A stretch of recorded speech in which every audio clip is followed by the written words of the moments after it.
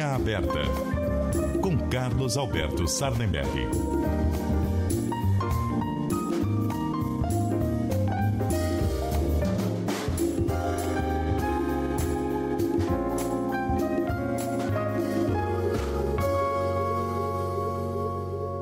Bom dia para você, Sardenberg.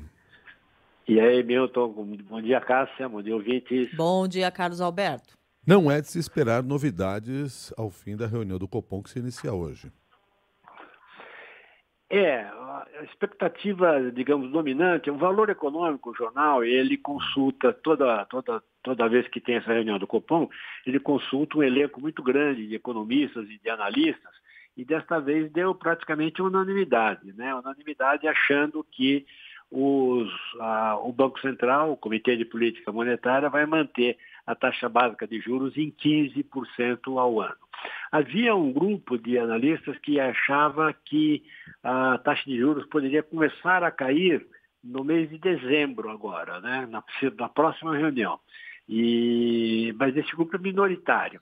Em outras palavras, o que vai interessar mais nessa reunião do Banco Central, do Copom, o que vai interessar mais é o comunicado, né? O comunicado, ver se eles dão pistas sobre um momento em que as taxas de juros comecem a cair. Que elas vão começar a cair no ano que vem, isso parece certo. A expectativa é que termine o ano bem abaixo desses 15%, porque há uma queda nas expectativas de inflação, e a inflação efetiva, a inflação real também está caindo, está abaixo aí de 5%, então essa expectativa é de que os juros comecem a cair. Mas tem um problema, né? É que a inflação está longe da meta. A meta é 3% e a inflação está rodando a 4,7%, 4,8% e tal.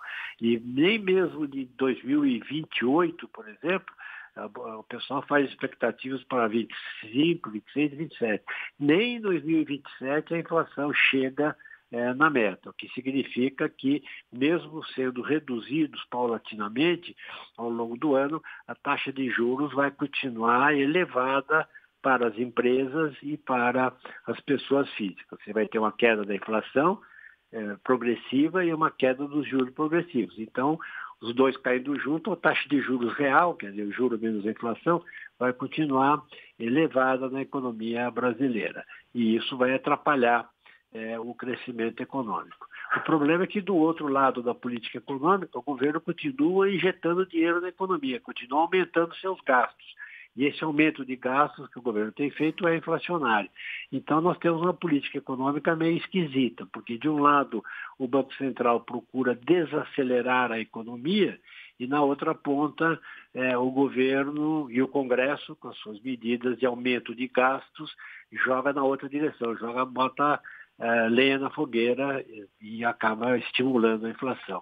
Então, a política econômica está meio contraditória nesse momento, Milton e Cássia. Falando em política econômica contraditória, a partir de hoje, a gente tem um instrumento a mais para entender como chegamos até aqui na economia nacional. E já estamos, viu, Carlos Alberto, com um banner aqui dividindo a nossa tela do seu novo podcast, que já pode ser ouvido a partir de hoje. Conta pra gente o que os ouvintes vão encontrar em O Fio da Economia. Olha, Cássia, obrigado aí pela referência. O Fio da Economia é um podcast em 8 episódios que conta os principais momentos da economia brasileira depois da redemocratização.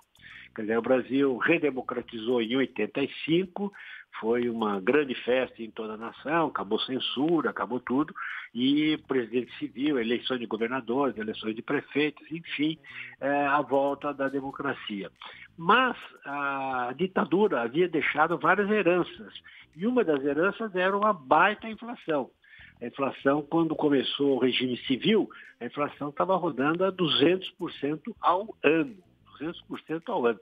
Nós estamos hoje falando em 4,5%, quase 5%, mas a inflação que a ditadura deixou foi de 200% ao ano.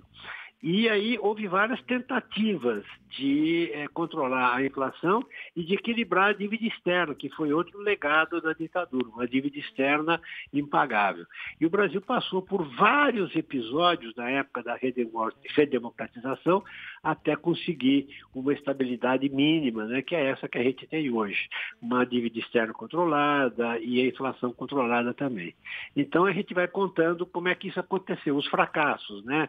O plano cruzado, o plano Collor, o plano verão, depois, enfim, os vários momentos difíceis porque passou a economia brasileira. Inclusive, o plano Collor, no confisco do plano Collor, nós entrevistamos a Zélia Cardoso de Mello, que era ministra na ocasião, e ela conta, por exemplo, o que deu errado, por que falhou e tal.